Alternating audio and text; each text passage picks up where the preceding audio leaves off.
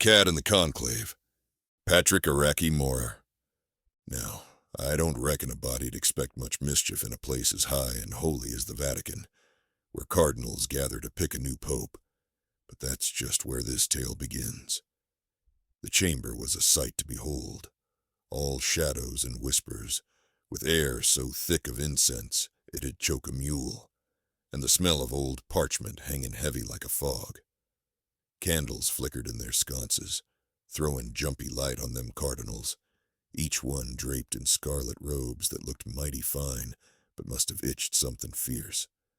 They sat there, hands folded or clutching rosaries so worn they'd likely heard more sins than a confessional, muttering Latin prayers that rolled along like a lazy river, steady and solemn, till a soft scratch at the door broke it all to pieces.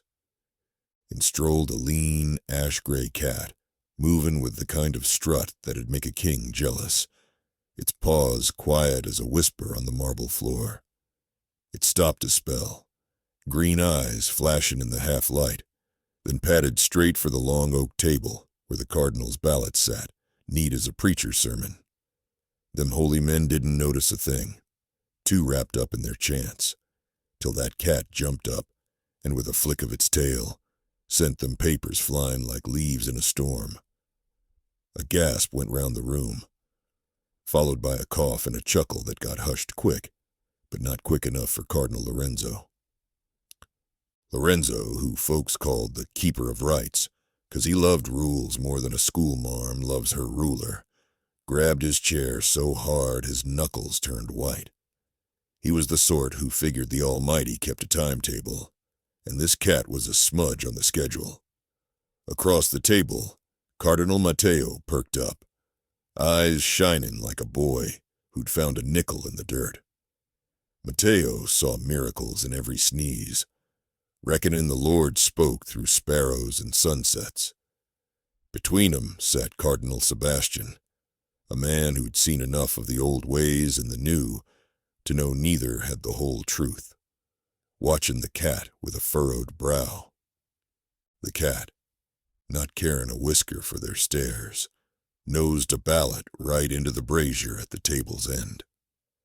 The paper caught fire quick, turning to ash, and up went a puff of white smoke, curling toward the ceiling like it was heading straight to heaven with news. Outside, folks in the square saw that smoke and started hollering. They figured a new pope was picked, but here was this cat, sitting pretty on the table, looking for all the world like it had just crowned itself. Well, there sat that cat, looking as smug as a politician on voting day, while the cardinals stared like they'd seen a ghost in a petticoat. Lorenzo, still griping his chair like it was the last plank on a sinking ship, finally found his tongue. "This ain't no place for a stray," he barked, his voice shaken with the kind of fury that'd make a thunderstorm take cover. He'd once seen a cardinal sneeze during a vote, and near caused a schism. So you can imagine what a cat crowning itself pope did to his nerves. "The rules don't bend for critters," he added, glaring at the cat like it was the devil in fur. Matteo, though, was near to bursting with joy. His face lit up like a lantern on a dark night. He leaned forward, whispering to nobody in particular. "I heard tell of a saint who made friends with a stray dog. Fed it right from his own plate during Lent, he did."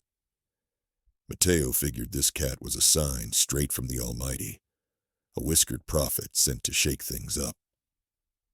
"Maybe the Lord's got a sense of humor," he said, chuckling soft, his eyes never leaving the cat, who by now was stretching out on the table, taking up more space than a bishop's ego.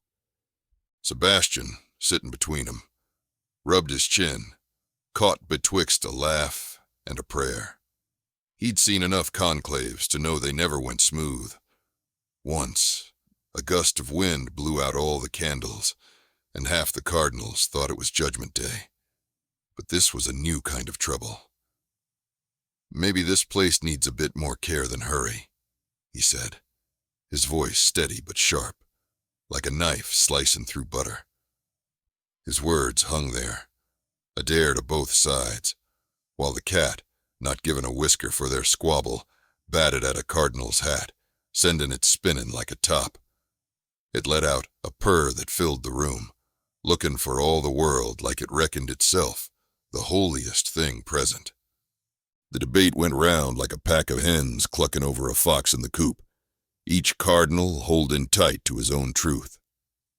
Lorenzo muttered about canon law, Matteo spun tales of miracles, and Sebastian just watched, wondering if maybe the cat knew something they didn't.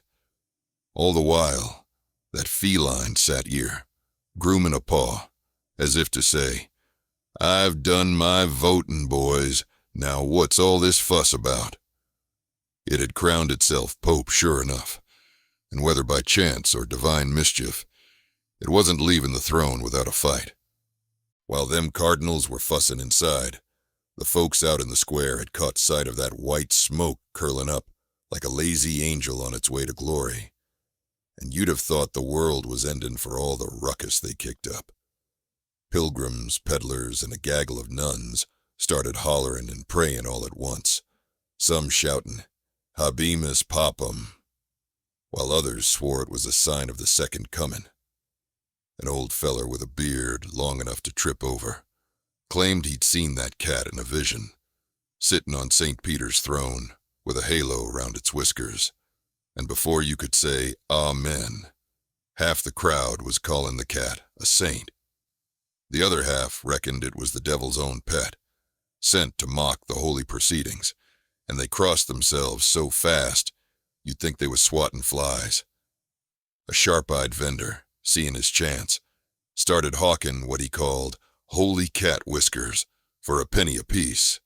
Never mind they looked an awful lot like broom straws, and folks lined up like he was selling tickets to paradise.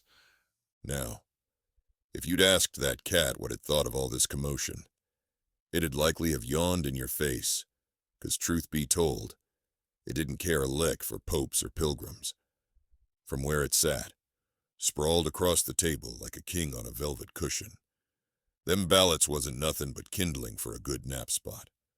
The brazier's warmth was mighty fine, and the cardinal's chatter was just a buzzin' lullaby to its ears. It flicked its tail once, twice, and gave a stretch that'd make a yoga master jealous, thinking to itself, if cats can think such things, that this was the coziest throne it had ever claimed. It didn't know nothing about white smoke or conclaves, nor did it care to. All it knew was the sun wasn't shining in here, and that was a pity. But the table would do for now.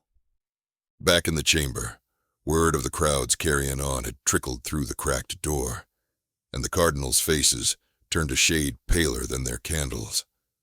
Lorenzo muttered something about heretics. Matteo whispered a prayer for the cat's soul, and Sebastian just shook his head, figuring the world outside was as mixed up as the one inside. The cat, still purring like a steamboat engine, didn't notice their fretting. It was too busy dreaming of a sunny windowsill, leaving the cardinals to sort out what kind of pope they'd just elected, whether they liked it or not. With the crowd outside carrying on like a circus come to town, the cardinals inside figured they'd best get to voting, for folks started building a shrine to that cat. The air in the chamber was thicker than molasses now, what with the incense and the weight of their own fretting. Lorenzo, still red as his robe, grumbled about the whole affair being a stain on the church's good name, muttering that they ought to burn sage to cleanse the place of such mischief. Matteo, half dreaming of canonizing the cat, whispered a prayer for its soul, hoping it'd at least get a halo in the next life. Sebastian, caught betwixt the two, just shook his head, figuring they'd all been taught a lesson they didn't sign up for. They cast their votes quick, and wouldn't you know it, the name that came up was a feller nobody had pegged for pope, a cardinal from across the sea, an American no less, the first of his kind to sit on St. Peter's throne, just like they done today. He was a middle ground kind of guy, half rooted in the old ways, half leaning toward the new, like he was trying to keep both sides happy without kicking up too much dust. It was the cat's doing in a way, 'cause none of 'em could shake the notion that maybe the Lord, or a good laugh, had a hand in this mess. They filed out, their steps echoing in the big hall, each marked by what they'd seen. Lorenzo scuffing his boots, Matteo smiling at the ceiling, and Sebastian lost in thought, wondering if fate had claws.